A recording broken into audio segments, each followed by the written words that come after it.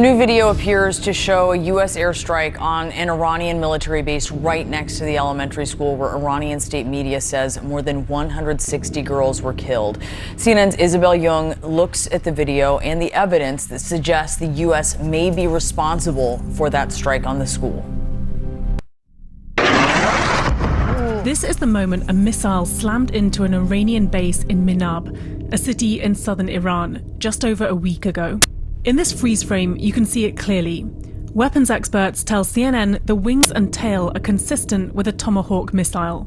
This new video is the clearest evidence yet that suggests it was the United States that struck an elementary school next to that Revolutionary Guards base, killing scores of students. The US has been firing those Tomahawk missiles at Iran from ships and submarines for more than a week now. Israel doesn't use them, experts tell us. Mr. President, did the United States bomb a girls' elementary school in southern Iran on the first day of the war and kill 170 people? No, in my opinion, based on what I've seen, that was done by Iran. Is that true, Mr. Hegseth? It was Iran who did that? We're certainly investigating. Iran also doesn't use Tomahawk missiles. And using satellite images, it's clear the school was struck nearly simultaneously with strikes on an adjacent Revolutionary Guards base. That suggests precision targeting. CNN geolocated this video. We think this missile struck the military base, not the school. You can see that other buildings in the direction of the school had just been struck when this was filmed. CNN is still trying to gather visual evidence from the ground, and until we see actual remnants from the munitions itself, it's impossible to be definitive. But this is the clearest evidence to date. US Central Command says they're still investigating. Isabel Young, CNN, London. In response to CNN's findings, a US military spokesperson said it would be inappropriate to comment given the incident is still under investigation. For more on this, let's bring in U.S. Army retired Lieutenant General Mark Schwartz. He also serves as a CNN military analyst. Thank you so much, General, for joining us.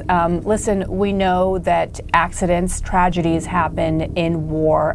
No one is accusing the United States, at least no serious person, if the United States was behind this strike, of doing this deliberately or intentionally. But of course, that is how Iran is spinning it right now, despite the fact that they themselves have thousands of lives in terms of blood on their hands.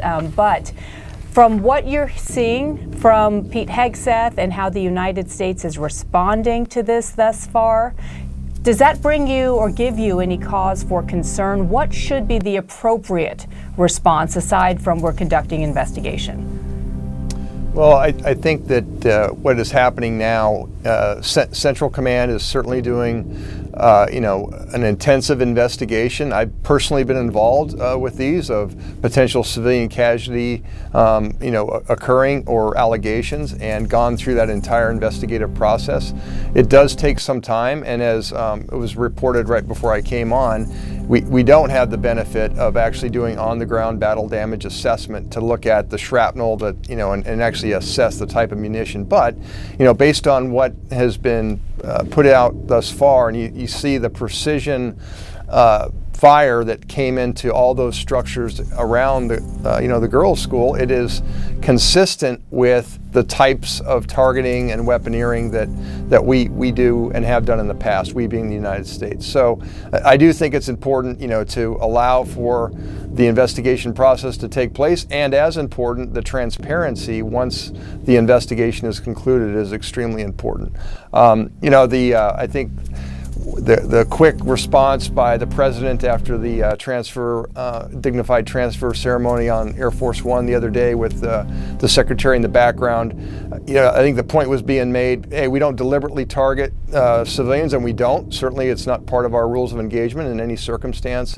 But I do think it's quick to say that it wasn't us. We owe that due diligence that we typically do in the United States military. So I think it's good that we're still looking at this and keeping this, at the forefront, given everything else that's been going on over the course of the last week and I guess about 8 days now since the operations commenced. So Mark, explain to us, how does a mistake like this, and this is quite a grave mistake, how does a mistake like this actually happen? Well, part of it is the intelligence that you have in terms of before a target is struck, typically, especially a deliberate target, they have what's called a pattern of life. So you look at the activity that's going on. If you have the ability to, observe it either through satellite still imagery or, full motion video, almost near real time video. So potentially we didn't have that ability, whoever struck this school. But historically, and certainly in my experience, you have that as you're trying to build up, the level of confidence that the targets that you are striking are in fact viable military targets. But sometimes you don't have perfect intelligence, and accidents happen. I personally have approved strikes when I was in service that resulted in the loss of civilian life, and it's tragic, obviously, but the transparency of what occurred and how it occurred and the lessons learned, so that ideally you can reduce, you're never going to eliminate, but reduce the likelihood that it could happen again, are extremely important. Let's talk about this with former Defense Secretary and CIA Director under President Obama, Leon Panetta. So thank you so much for being with us, because this is just a heartbreaking story where it appears the U.S. hit this base right next to the school. And you hear the president there blaming Iran. Notably, Hegseth did not confirm that, but the White House press secretary last week cautioned reporters against believing Iranian propaganda. How are you seeing this?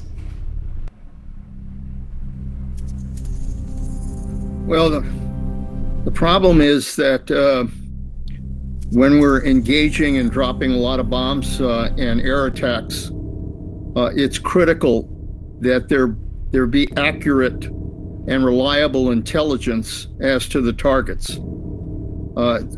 It appears that there was a serious mistake here, and that instead of hitting a military base, they hit a nearby girls' school. And the problem with that is that, if in fact we're trying to get the Iranian people to be able to rise up and to be able to get a new government, this doesn't help when you hit a girls' school and kill a number of innocent people. Collateral damage is what ultimately hurt our efforts in Afghanistan, because that kind of collateral damage gave impetus to the Taliban to come back. And the danger here is by hitting these kinds of targets, what you're doing is helping the regime stay in place. Yeah, speaking of Afghanistan, I was thinking back to that 2015 U.S. attack on the Doctors Without Borders hospital in Kunduz. And the story did change initially coming out of the U.S. government. It sort of evolved over the course of a few days before we got a better sense of what was going on. But President Obama ended up personally apologizing a few days later for that strike. Families were paid a compensation. There was an investigation. It was not an independent one, which is what the nonprofit desired. There were military careers that were ended over it, though no one faced a court-martial. And there were a lot of folks who said there should have been more. But there were those steps. And I wonder why you think it's important that an administration take responsibility from the top to the bottom for something like this. Well, I've often said, truth is the first casualty of war. And that seems to be the case here. It's much better, I believe, when you see what the truth is, for the President of the United States to speak the truth. Because the last thing you need right now in the middle of a war is a president that loses his credibility and speaking to the American people and speaking to the world. And so I believe that it would be far better, because you're dealing with a number of issues here, you're dealing with a number of challenges. If you just simply lie about some mistakes that are being made, that will come back to undermine your leadership. And so the president needs to learn the lessons of war, and obviously he's not.